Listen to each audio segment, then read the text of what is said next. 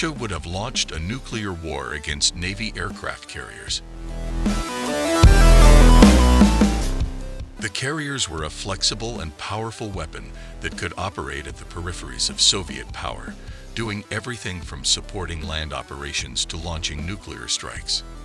The Soviet Navy and Air Force built battlecruisers, cruisers, submarines and bombers armed with formidable anti-ship missiles to destroy these America's carriers and ensure victory in Western Europe.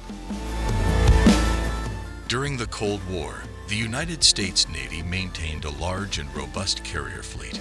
In 1984, it operated 13 carriers, a mix of conventional and nuclear-powered ships with air wings upwards of 85 aircraft. One of the missions the Soviets feared the most was a multi-carrier surge into the Norwegian Sea, where they could threaten Soviet air and naval bases. From there, carriers could stage air raids against military targets across the northwestern USSR, hampering the ability of Soviet forces to dominate the North Atlantic and beyond. But perhaps the gravest threat from Moscow's perspective were the nuclear weapons regularly stationed on U.S. carriers. The prospect of one or more enemy aircraft carriers operating off the coast of the USSR, constantly on the move, and each with up to 10 nuclear bombers on her flight deck, was a serious concern to the Soviet leadership. U.S. carrier battle groups justifiably became a fixation for Soviet air and naval forces, and both evolved to stop them. Using the combination of surface warships, submarines, long-range bombers, and perhaps even nuclear weapons, the Soviet Union planned to take out America's carriers quickly and decisively, removing the threat to the homeland. Destroying these capable anti-submarine platforms would greatly benefit the Soviet Navy's submarine campaign to isolate Western Europe. The emphasis on aircraft carriers, what the U.S. Navy called anti-carrier warfare, led to the Soviet Navy fielding a formidable force of guided missile cruisers and battlecruisers. The three Slava-class guided missile cruisers were 186.4 meters, 611 feet long, displaced 12,000 tons, and were capable of speeds of up to 32 knots, an important consideration when attempting to intercept nuclear-powered aircraft carriers. The three cruisers each carried 16 P-500 Basalt anti-ship missiles.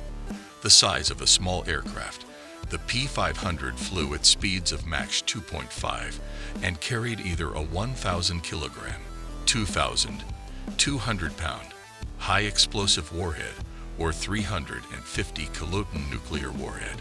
The missile had a maximum effective range of 340 miles with a circular error probable, CEP, of 300 to 700 meters, 984 to 2,296 feet. That level of accuracy made actually hitting a 1,000-foot ship with a conventional warhead an iffy proposition. Another major surface platform that would stalk American carriers were the Kirov-class battlecruisers, the largest non-carrier surface combatants built by any country since World War II. The Kirov class was 827 feet long, nuclear-powered, and displaced 28,000 tons fully loaded. The Kirovs carried 20 P-700 Granite missiles, similar to the Basalt missiles. Granite missiles had a slightly longer range of 388 miles and carried a slightly smaller 750 kilogram, 1,633 pound, high explosive warhead. On the other hand, it carried a larger 500 nuclear warhead. Soviet preparations for anti-carrier warfare stretched into the submarine realm. The Soviet Navy built 14 Oscar-class guided missile submarines, undersea Leviathans, that at 14,000 tons displaced more water than a Slava-class cruiser. Also nuclear-powered, the Oscar submarines each carried 24 P-700 anti-ship missiles. Oscar submarines were plentiful enough to be assigned to both the Soviet Northern and Pacific fleets, where they could threaten American carriers in both the Atlantic and Pacific.